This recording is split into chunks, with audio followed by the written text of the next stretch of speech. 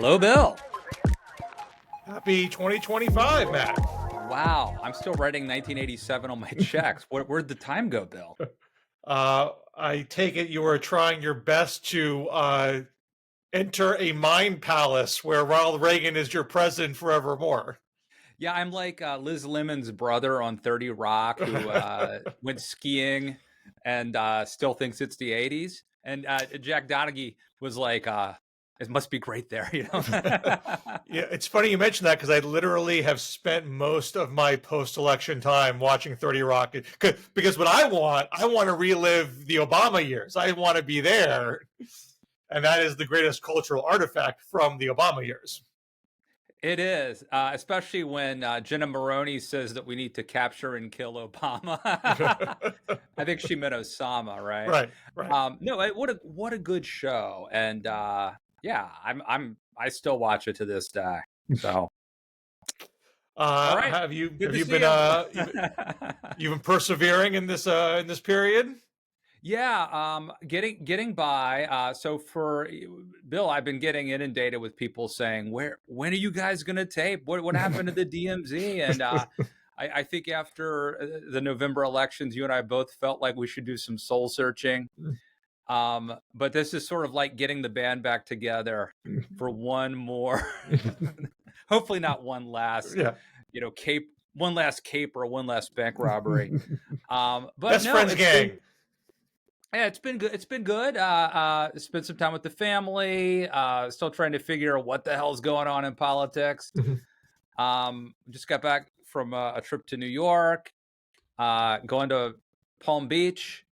Not to meet with President Trump. Don't worry. But Bill, what have you been up to?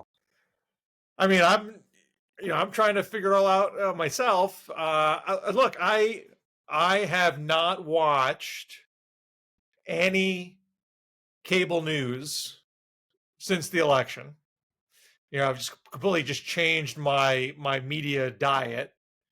And I generally wasn't a watcher. I tend to listen, through the audio stream, and that would kind of be in the background for a lot of the day. And partly for perverse entertainment, partly it's idea generation for things to write about. And I don't know if you recall, Matt, when in the first Trump presidency, I made a commitment to not watch him live, to not have him be kind of part of my day and not reward him with my eyeballs. But I still, consumed cable news. And now I just kind of want to take it a step farther and I just don't want it as part of my life. But I still have a job to do. I still have to write about stuff. That's the occupational hazard. Right. You can't, if you were a mechanic, you could, bid all this adieu and just go, cut the cord, you could go off the grid with politics, but we can't do that with our job. Right. So I'm still kind of, struggling to decide what is my purpose in this period? What do I have to bring to the table? Because my general attitude about writing about Trump has generally been, what's there to say about he's doing a crazy thing today? It's not that interesting. It's pretty obvious, and there's not much to add to it. Not that I never write about Trump, I have. But it's usually when I think I have something to say that hasn't been said before. So I'm still kind of in a state of professional limbo, wondering what it is I should be doing for the next 4 years.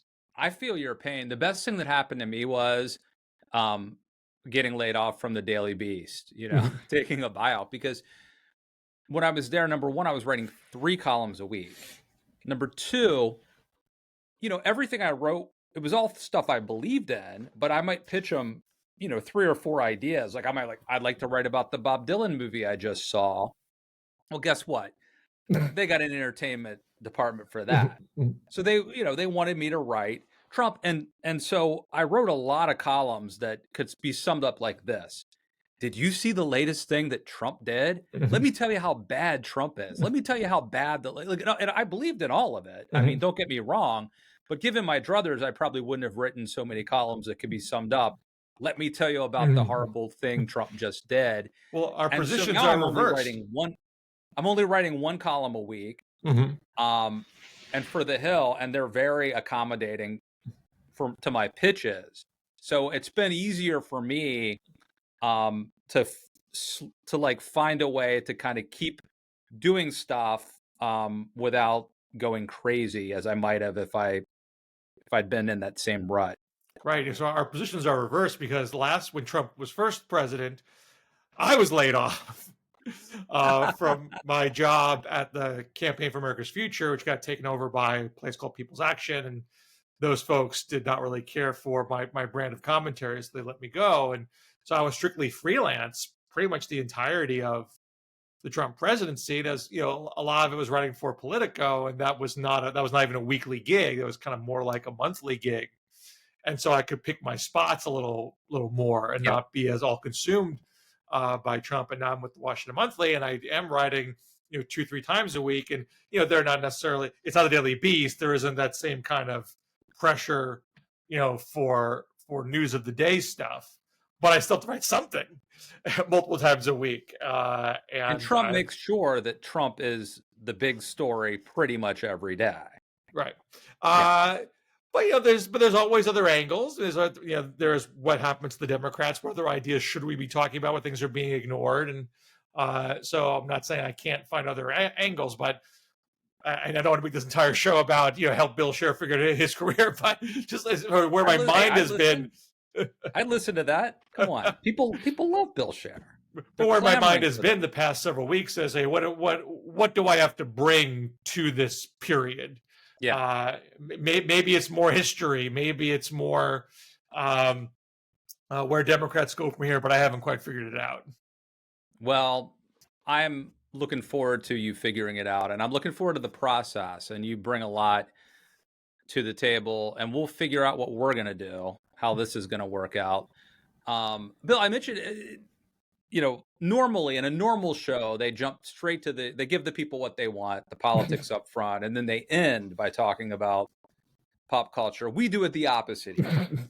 And I mentioned I saw the new Bob Dylan movie, A Complete Unknown. I just saw it a couple days ago with the fam. And I thought of you because Pete Seeger plays the banjo. And there's a lot of Pete Seeger. It's Ed Norton in the movie. And I'm wondering, have you seen the film yet? I haven't seen it yet. I'm not like a massive. Some people are just like super hardcore Bob Dylan fans, which I am not. Not anti Bob Dylan, but I couldn't, go deep into the catalog and quote a bunch of lyrics or anything. The previews are interesting, and I'm sort of curious. And the reviews have obviously been. I mean, there's been a lot of rock star biopics, which looked at. I don't think I've really seen any of them, but the previews, they make them look kind of cookie cutter, and the reviews tend to be kind of middling. And this one is clearly different, where people are far more impressed with it. But I also kind of feel what I see in a movie theater is far less these days. And do I need to spend the money to see this kind of film on a big screen? Yeah. Like the last one I saw was The Fall Guy, which wasn't something that did very well, but I was actually pretty happy to see a summer blockbuster on a big screen. Like that's meant to be on a big screen. I could probably watch a biopic on a small screen, right? Yeah, no, I agree with that. No, we just went because it was like New Year's Day, and we wanted something to do with the kids and yada yada yada. No, you could enjoy this on a nice TV at home thoroughly. You don't need the big screen, but I did like it a lot. And I think is it biopic or biopic? It's unclear, but whatever it is, it's one of the, I've seen a lot of them. And now, did you go in as a person with a huge reservoir of Bob Dylan knowledge? No, I mean, I know I'd interviewed this guy named Jonathan Taplin, who's a fascinating guy. And among his many, many things he's done in his life is he was the tour manager for Bob Dylan and the band. And so he's actually been on my podcast before, and we talked about Dylan going electric at the folk festival. And, he told, so I was familiar with the story. I like some of Dylan's stuff. I'm by no means a completist. But it's interesting, Bill, because I found, the title, A Complete Unknown, to be like a triple entendre, right? So it's obviously a line from like a Rolling Stone.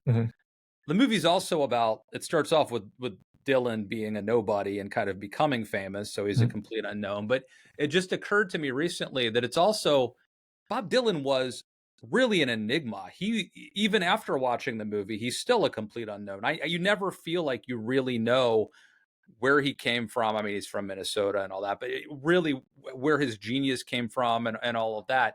And yet, it was a really good movie, and the music obviously is awesome. I think Timothy Chalamet and Ed Norton and whoever played Joan Baez was amazing too. So the music's great. I do recommend it, but you're right, Bill. You could watch it at home, I think, and get as much out of it. Have you seen this article that's in N+1 magazine about Netflix called Casual Viewing? I have not. You would be interested in it. That might be. I bet the reporter you probably enjoy having a conversation with on your show. Because it's about the Netflix business model and how it is ruining the movie business and the TV business. Because I mean, so like this Bob Dylan movie is sort of a classic, highbrow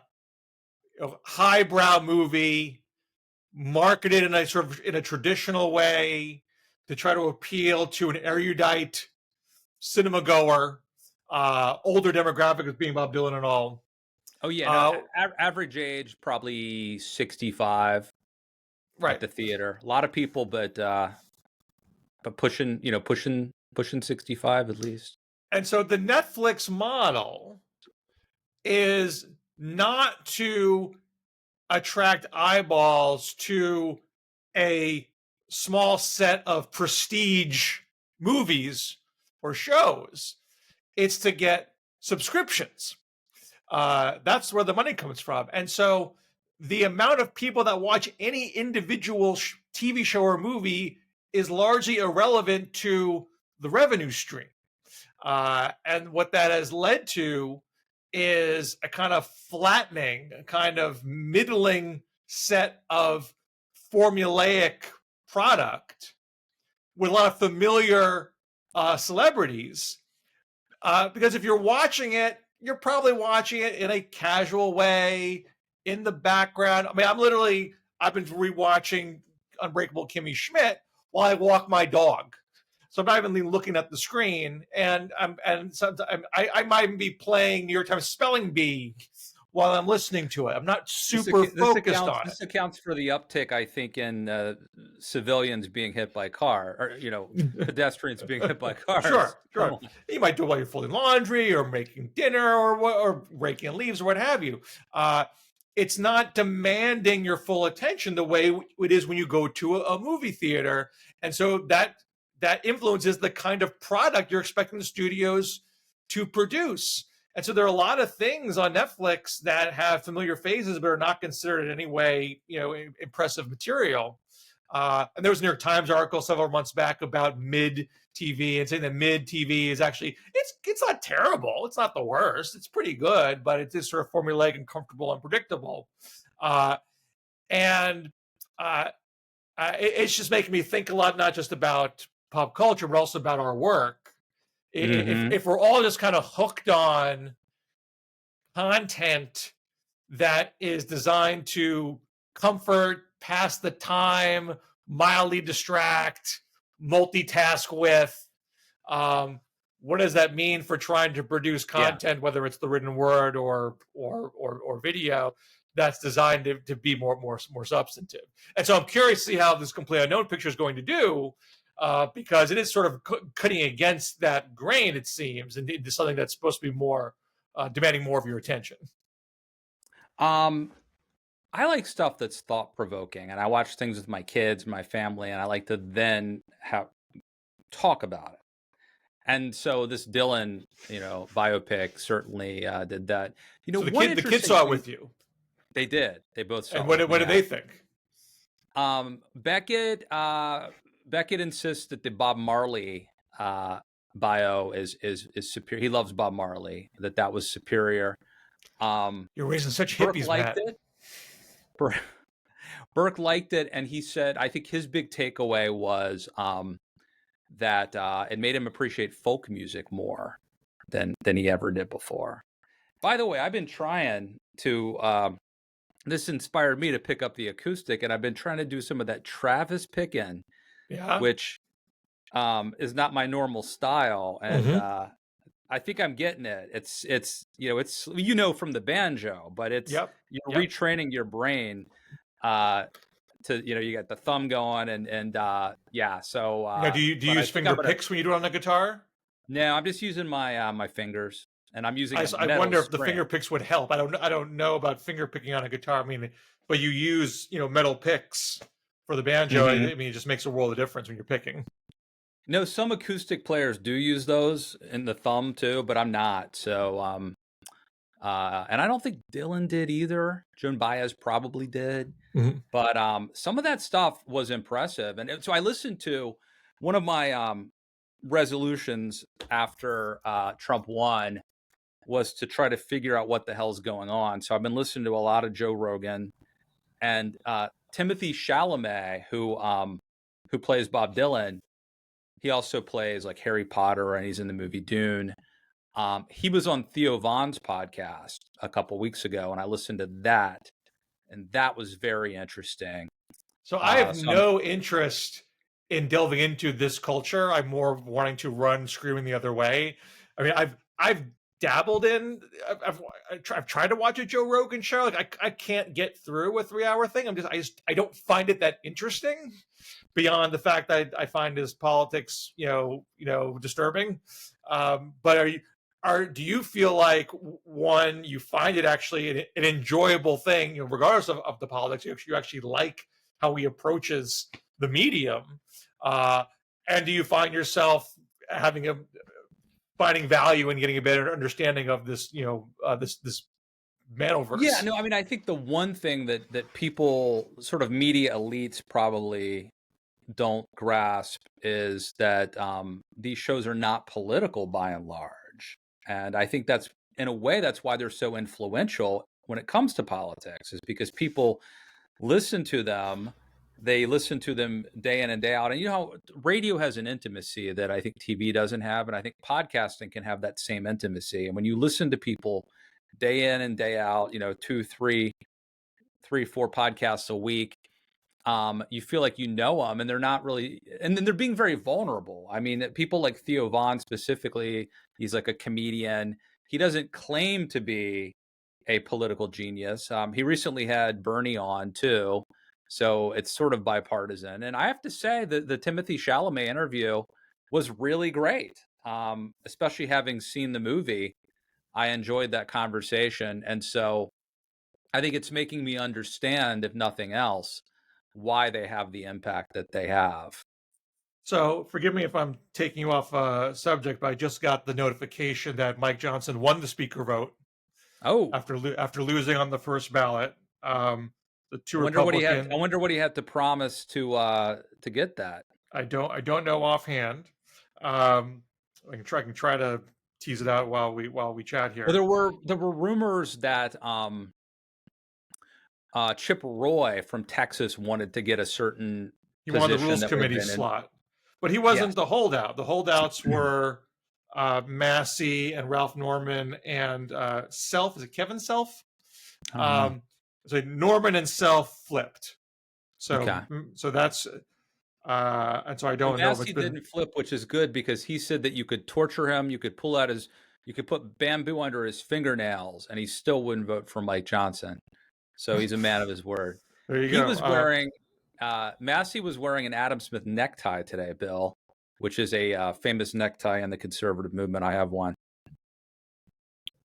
You're still not seeing any evidence of what the deal was, but perhaps we just need to wait a Well, bit we more may time. never know. I mean, Uh, I don't think we ever really knew all the details behind the Kevin McCarthy deal, right? That he cut with the Freedom Caucus folks. Well, So, people said things. There were various interpretations of what was offered that were roughly the same, but with some slight variations as things progressed. Um, but I am somewhat reluctant to try to divine great meaning from these things. Um, I don't really believe that the Trump presidency is going to be contingent on what Congress does. I think it's going to be more about what Trump does in brazen assertions of executive power. But do you think there is anything important in how tenuous this Republican House majority clearly is? So two things.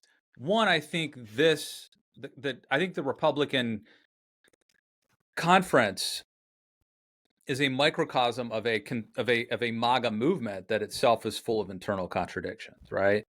So Elon Musk is not elected to Congress, and neither is Laura Loomer, but they are at loggerheads, and so I think that there are divisions, and so this is maybe part and parcel of that. I also do think, Bill, I think you're generally right that Trump's success and his sort of existence is not largely defined by passing legislation. But I do think to have a successful administration, he will have to pass a few big things. Well, successful to who? To anybody. To his base even. I don't think you're right. I think you're right. I don't think it defines him, and I don't think it's his biggest selling point. But I think he's got to do something legislatively. And I also think that he has to raise the debt limit, and he has to keep the government running. And I'm just not sure they can do that, because I mean, if Mike Johnson barely could get elected speaker, then in a couple months, 2 or 3 months, when there's going to be a big vote on, keeping the government open or raising the debt limit or whatever it is, I just don't know if he's going to be able to pull that off. Is he going to? Well, the two things are different. I mean, debt limit and government keeping open are of different magnitude. I don't think, and I would say I don't know he can do either. I mean, without Democrats, Trump clearly does care about the debt limit in a way that perhaps was not evident to people before. He knows that if you breach the debt limit, you will have a global economic calamity, and it will be his party's fault. And so he tried to get it taken off the table before he got there, and he was not strong enough to get his party to agree. So clearly there is, however big the faction is, some faction that wants to use the debt limit to extract some kind of concession, presumably on spending. Now, how much they mean that, I don't know. But clearly Trump is worried about it. He vocally expressed his worry about it. He knows, and I wrote about this, I think it is a tacit admission that he knows he's effectively a lame duck on day one. We talk about him as being this cultish leader that he can snap his fingers, make everybody come to. That's true to a point, but when your majorities are this thin, there are limitations on that power. Like if the government doesn't stay open for a period of time after, I think March is when the next pinch point is there, I don't think he really cares.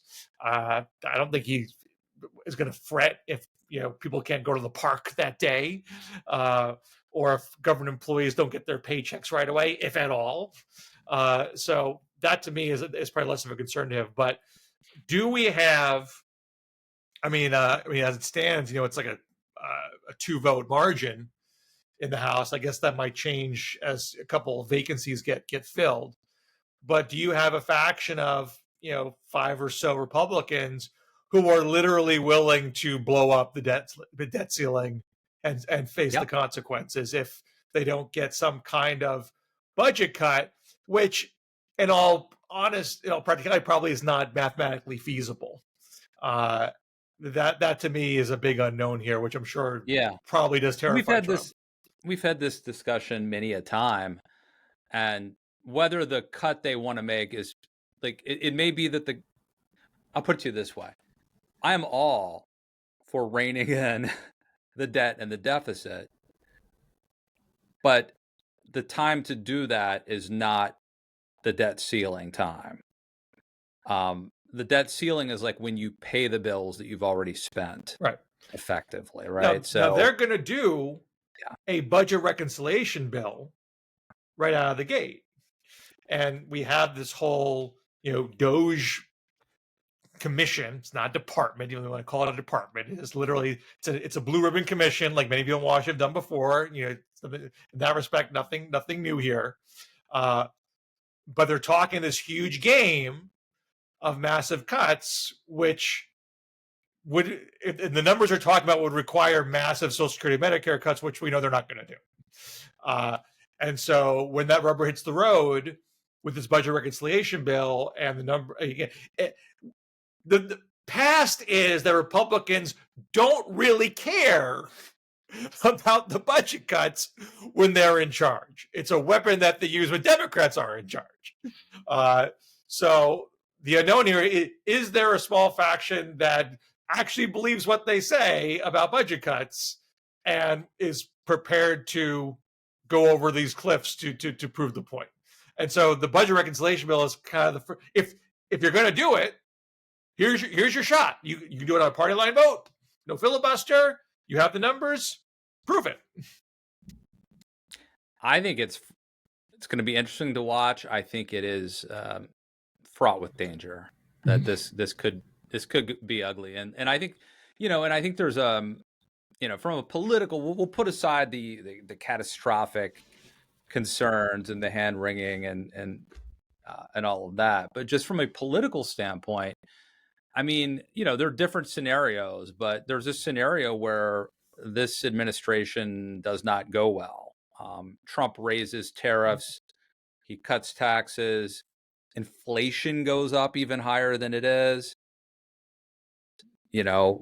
These brinkmanship over the debt ceiling and then the possible fallout or ramifications of that. I mean, there's ways that this goes bad, and that the all the people, everyone who thought Trump was, wow, this guy's amazing, he's magic, he can't lose. It may not end well. This is why I don't think that Democrats need the kind of deep soul searching that perhaps they've certainly done after past losses. They went in some very deep soul searching after Reagan in the 80s. I mean, go back and watch those State of the Union responses from the first term of the 80s. They are bonkers because it just shows like how wildly bereft and rudderless the party was at that point.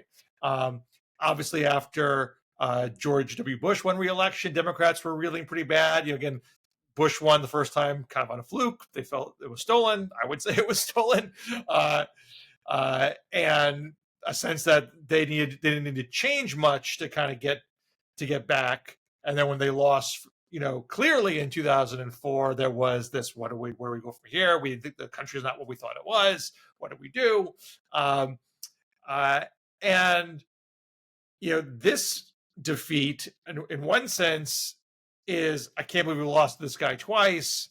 We don't really have a finger on the pulse of the country. We need to do a whole brand overhaul. Yeah, we need to start listening to Joe Rogan to figure out what the hell is going on. But the flip argument is he still can't crack 50%. He benefited from frustration about inflation, which was an atypical circumstance. It's not something endemic to Democratic Party policies that they always bring about inflation. It was a byproduct of the pandemic, which is behind us now. And Trump has a very tenuous coalition, very reliant on cult of personality, not so much on a set of policies everybody agrees upon. And the things that he's prepared to do seem to violate the expectation of what he's going to produce, which is lower. If he's raising tariffs when he's promised lower prices, that is the opposite of what the mandate is. So you can very easily say, sit back and watch the collapse, and Democrats will do just fine 2 to 4 years from now. Or you could just say, as long as Trump leaves, it's also problem solved. I'm really becoming even more of a subscriber to this sort of great man theory of politics, which is to say, it just seems like in the modern era, you got to be a rock star to win. Reagan was obviously a movie star. He had the Riz. George H.W. Bush didn't have it, maybe a little more than Dukakis, but he didn't have it, so he's a one-termer. Bill Clinton's obviously got the swagger, the charisma, the charm. W had it in a certain sense. Um, Obama in a very different way, but he's the biggest superstar in the world. Donald Trump has it. And so I just think a lot of it, we talk about get out the vote and door to door and fundraising and ads and polls and all that. But I think just a lot of this is there are certain people you're just not going to beat.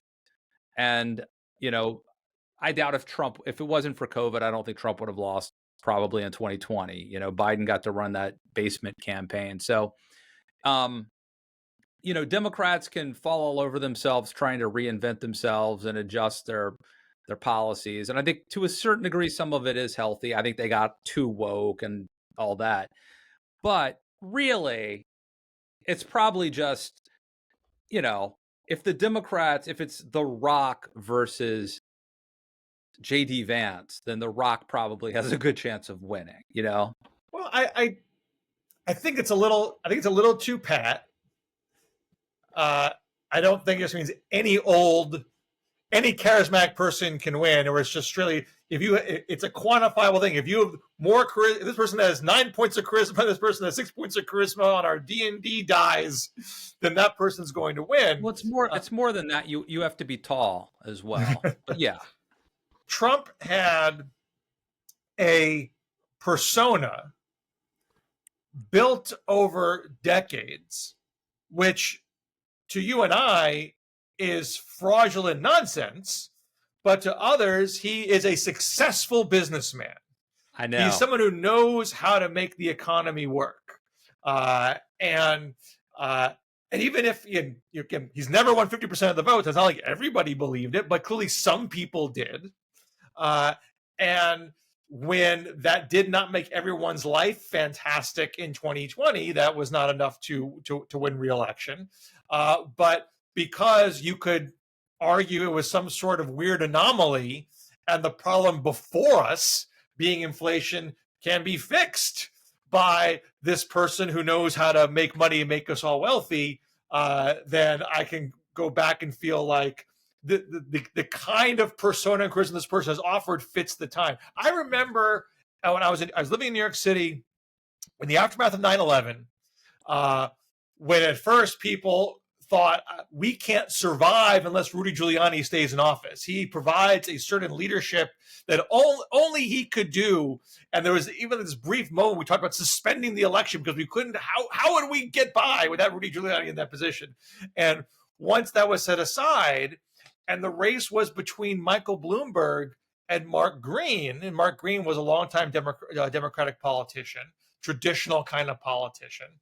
Mike Bloomberg, billionaire businessman, never been in public office before.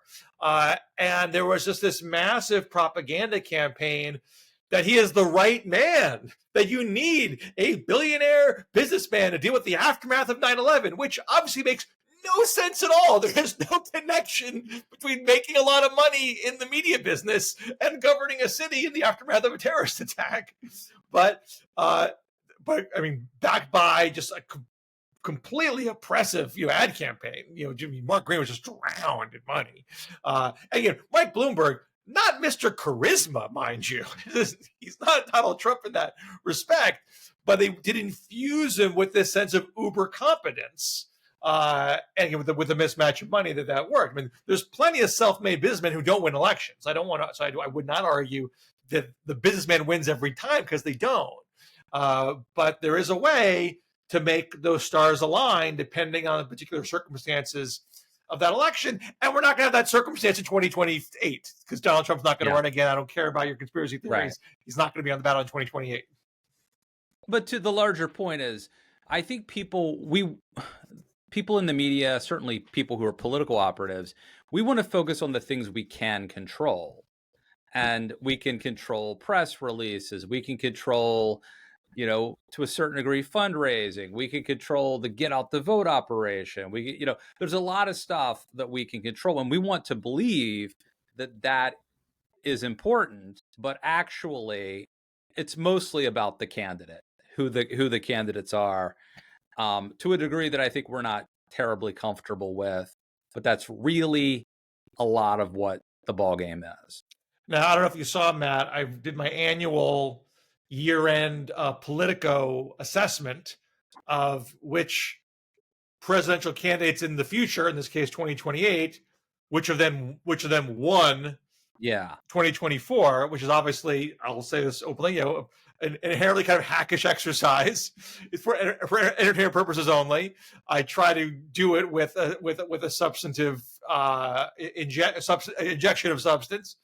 But it's the kind of thing where people can debate all day long. Who's right and who's wrong. I don't know if you had a chance to read that and you had any thoughts from it. Well, no, correct me if I'm wrong. You normally do kind of like a listicle where you rank them, and this time I felt like it was more organic, where you're reading through and you'll see a bolded name like Alexandria Ocasio-Cortez, but it wasn't as linear as it has been in the past. Am I I've wrong? structured it slightly differently depending on the year, just what I felt the data in front of me, how best to kind of put it together. In this case, I kind of put it in kind of brackets, like who's the winner of Democratic senators, who's the winner of Republican administration officials, and then there were kind of like implied losers, within those sections. I felt like it flowed well. Well, thank you. Here's something that I believe that may be a little controversial, but I think it's true. Someone like an AOC right now, I don't think Democrats will nominate a woman again anytime soon. It's not going to be a barrier. It will be discussed. I mean, this happened in 2008. Where there's a lot of like, I don't know if we can get a black person to win or if a woman can win. We just lost George Bush. And so that was kind of the undercurrent to John Edwards, that maybe he was the right guy for the time. And and this is somewhat illogical, but because Obama won Iowa, because he won a bunch of white liberals in Iowa, there was a sense that, maybe he can win white votes. And that brought... But the problem is, in the case of Obama, the Obama analogy would work better if like Jesse Jackson had been the nominee and lost in 2004, and if I don't know who had been the nominee and lost. Like there's no pattern of Democrats actually nominating an African American and watching him lose. There is now a pattern of Democrats nominating female candidates and losing. Yeah, I think, look, Democrats are pretty scarred. There's definitely a lot of political PTSD now in the Democratic Party, and there's going to be a nervousness about it. And the question is going to have to be, if you are a woman running, it's 1,000,000,000% unfair. But a double standard was put on Kamala Harris, and you can't necessarily remove the double standards from people's psyches. Show me you can overcome the double standard. Show me that you've sort of picked the lock. Now, I said in the article, I think Kamala Harris is retaining a reservoir of goodwill, not from every Democrat, but from a lot of Democrats. And depending on how she carries herself in the next couple of years, could very well be the candidate to beat. And that's not always the case. Democrats often tend to kick their losers to the curb. But she did win that debate. There's little dispute about that. Her gaffes were minimal, and what little you can point to, how she answered the question on The View about separating from Biden, that's not going to be the kind of question she gets asked if she ran again. That was sort of a unique circumstance. She was a very disciplined campaigner. You might say too disciplined. Maybe that can be a critique that you have of her. But I don't think she walks away shouldering the lion's share of the blame.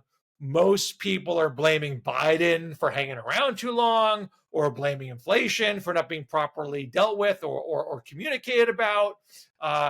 And if Trump is a disaster and Kamala is there, playing the I told you so game, look, just the way Trump did in the last 4 years, her stock could rise. And so, again, polling is going to matter here. I mean, if you see Kamala doing that sort of thing, and they're doing like Harris-Vance trial heats, and she is winning them, that's going to start building up some confidence that perhaps she has figured it out. But of course, that's a lot to get us from point A to point B. I don't want to go into the polling thing because the Ann Seltzer thing is still smarts. It My does anger with hurt, but on the whole, the polling wasn't wrong. The polling showed a very close race. So what it missed is that there was a fairly uniform break towards Trump in the swing states, but not outside the margin of error. So it's not. I don't think you can say the polling industry had a fail here. It was a close race. It was. We always said this could break one way or the other with a percentage point or two, and that's what happened. Yeah, you're right. We did say that. I'm intrigued by the Kamala thing. Like on one hand, I agree with everything you said, and Nixon did it, right? Nixon came back. Maybe Yep. she can do it. And then also, as you noted, she's not going to be running against Trump next time, and so the whole dynamic's different. I think Trump against a woman is not good for the woman. Usually, I think we've learned that. And Trump is sort of uniquely popular in a weird, cultish sort of way that we don't fully appreciate. You and I don't fully understand, but we do acknowledge it. So that's the argument for Kamala.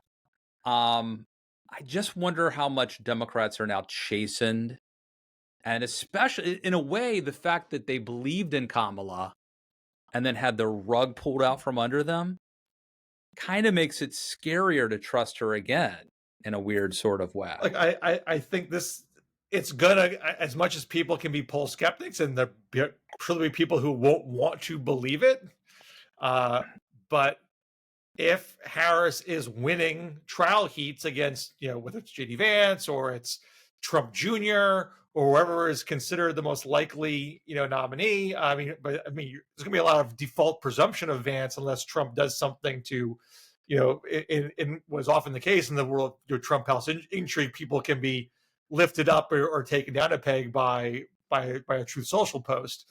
So for some reason, Vance gets on Trump's bad side the way. I don't expect the Mike Pence type situation, but Trump can be very, very fleeting with his praise and with his criticism. But there'll be a default assumption of Vance pending other information.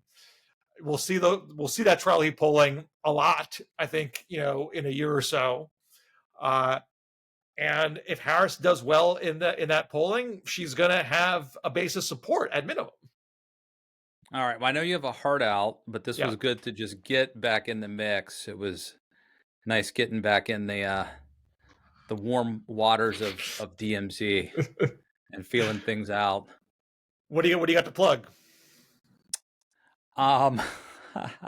Read me at the Hill, please. I'm writing once a week there, a column, and it's just so nice to just write once a week. And I feel like every week it seems like the columns are relevant. I mean, this week's was about Mike Johnson. Last week's was about, it's just the biggest thing happening that week I usually try to write about. Last week's was about Elon and Vivek versus Loomer and Steve Bannon.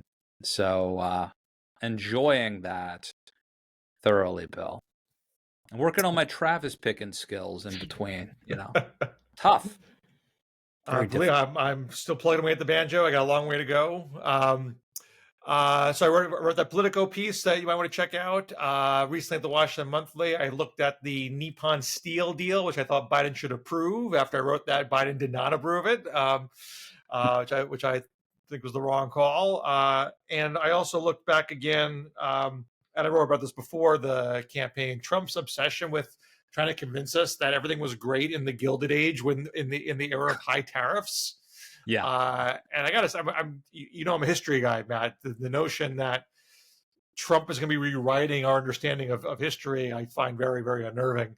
But he's really committed to this bit that we were so wealthy in the Gilded Age, and the shift from tariffs to income tax as a source of funding for the federal government is what ruined us. Which is just completely ahistorical. So I revisited that again in terms of this nationalistic opposition to the Nippon Steel deal, which I think is just going to deprive Pennsylvania steelworkers of billions in investment. So I think it's a complicated story. I think on the merits, the deal deserved approval, but here we are. All right. Good show. Great to be back with you. We'll see you next time in the DMZ. Bill. Take care. Take care.